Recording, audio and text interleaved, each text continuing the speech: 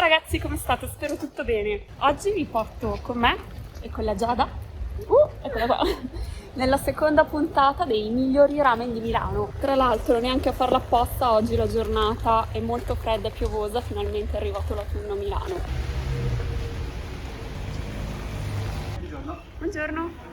Prego. Ebbene sì, in questo video parleremo di Ramen Misoia, uno dei ramen bar di Milano più apprezzati. Abbiamo avuto inoltre la possibilità di scambiare 4 chiacchiere con il responsabile del locale. Il nostro proprietario è un signore giapponese, è cresciuto con profumo di miso da piccolo. Ha una particolare passione per presentare questo alimento molto antico e particolare giapponese. Il suo obiettivo è fare conoscere la cultura giapponese tramite questo miso nel mondo. Come era facile appunto intuire, qua il grande protagonista è proprio il miso. Il nostro ristorante Misoya è una parte di catena giapponese, abbiamo un'azienda madre in Giappone. Abbiamo oltre 140 punti ristoranti in Giappone e 12 ristoranti nel mondo. Questo ristorante di Milano è l'unico punto in Europa e noi cerchiamo di offrire un ramen autentico. Il menù è ovviamente molto stringato. Ci sono essenzialmente 2 tipi di ramen tra i quali potete scegliere: miso normale o miso piccante. Questo perché per preparare un brodo veramente buono e veramente fatto bene c'è bisogno di tante ore di preparazione. Se magari vi siete recati in Giappone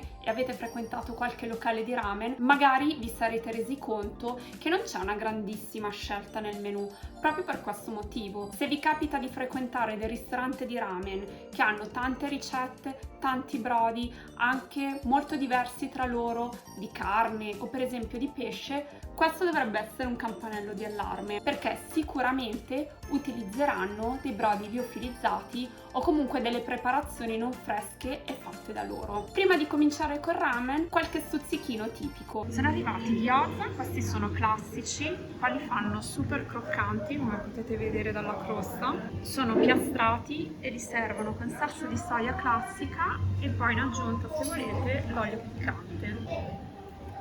Sono arrivati anche takoyaki originari di Osaka, sono delle polpette di polpo molto famose. Ovviamente prima di mangiare un bel quarto d'ora di foto. Cominciamo con il gyoza, super grosso.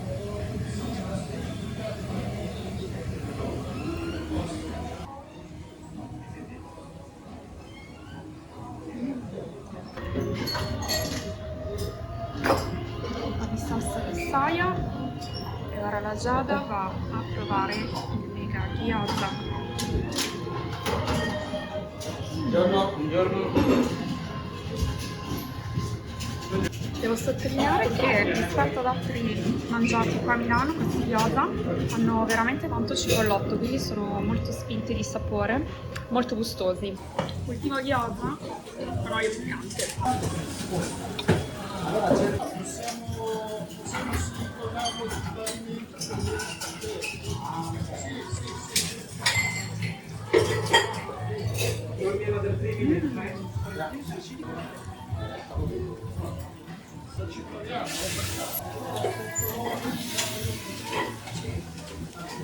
Ora provo il takoyaki, spero di non emozionarmi. Incastro finissimo, incastro gusti.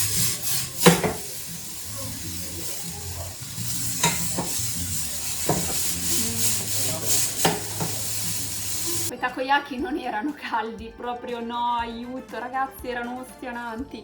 L'interno di un takoyaki, se non l'avete mai provato, è della stessa temperatura di una colata lavica. Tra l'altro in quel momento c'erano i cuochi e anche il responsabile di sala che stavano tutti aspettando di vedere una mia reazione, si sperava positiva, ma sono andata a fuoco e praticamente mi si è anestetizzata la bocca per tipo 10 minuti.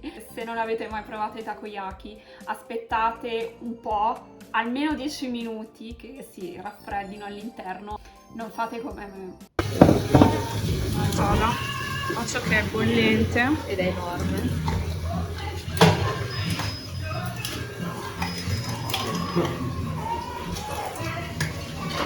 Non l'ho registrato, ma io gliel'avevo detto alla Giada di aspettare, ma lei è golosa, voleva mangiarli subito e si è ostinata pure lei. Giada, sei andata a fuoco. Sto piangendo dalla felicità.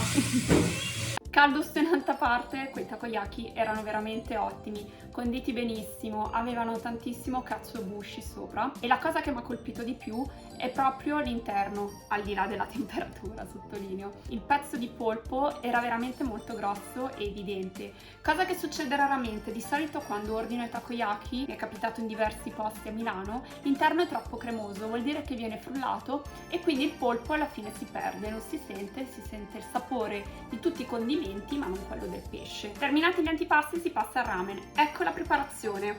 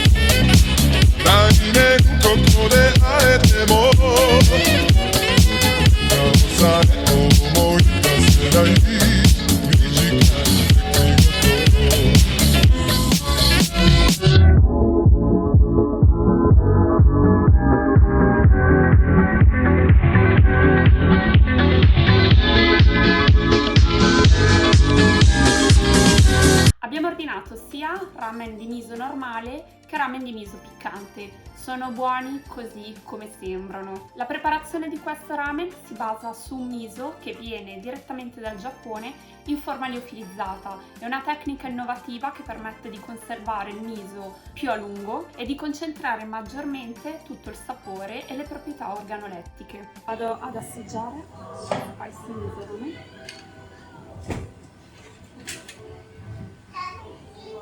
Super bollente.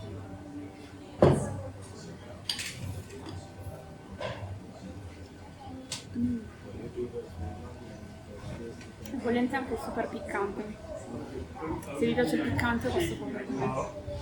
I noodles sono grossi e spessi, raccolgono tutto l'aroma e il grasso del brodo. Hanno così un sapore veramente ricco e pieno. La fetta di carne di maiale, chashu, viene piastrata prima di essere messa dentro la ciotola. È un sapore quasi di brace. La carne è tenerissima e si scioglie letteralmente in bocca, come potete vedere. Basta un piccolo morso e tutto si stacca. Il grasso è delizioso e davvero scioglievolissimo. I brodi sono assurdi, densi, praticamente cremosi, un'esplosione di sapore come raramente vi capiterà di assaporare. Basta vedere queste immagini per vederne la densità e soprattutto la cremosità.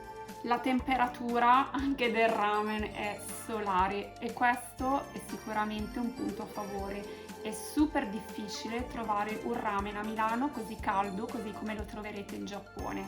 Soffiate bene, anzi fate rumore, sappiate che comunque fare rumore mentre si mangia in Giappone fa parte del galateo. La ciotola viene scaldata prima di mettervi dentro il ramen e quindi è tutto veramente molto caldo. Se qua è già tutto a base di miso, cosa vi aspettate? Un dessert che non sia a base di miso? Ebbene sì, anche il dessert è a base di miso. Qui troverete una particolarissima reinterpretazione del tiramisù classico. Diciamoci la verità, siamo tutti un po' stanchi di trovare sempre il classico tiramisù al tè verde. Qui il tiramisù è a base appunto di miso e di kinako, la cui preparazione ci viene spiegata da uno dei cuochi, da Simone. Nel tiramisù italiano tendiamo a intingere il savoiardo molto poco nel caffè per lasciargli una una consistenza un po' più dura e quindi fare un contrasto di consistenze. In questo caso invece abbiamo voluto renderlo completamente cremoso, quindi aggiungiamo in una miscela di latte e sempre chinaco in modo tale da essere perfetto come fine pasto dopo un ramen.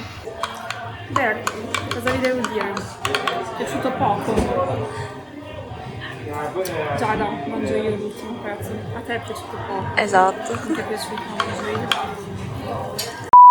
Infine vi informo che se non siete amanti del miso ramen potete sempre ordinare lo shoyu ramen, preparato con un brodo cotto per tante ore ma comunque piuttosto leggero. Vi sentirete tutti gli aromi e tutti i sapori di questo brodo meraviglioso. In alternativa, se non mangiate carne, potete sempre ordinare un apprezzatissimo ramen di verdure. Molto buono e molto condito. Siamo giunti alla conclusione anche di questo video. Grazie a voi per avermi seguito e grazie a tutto lo staff di Ramen Misoya per avermi dato la possibilità di creare questi contenuti per voi.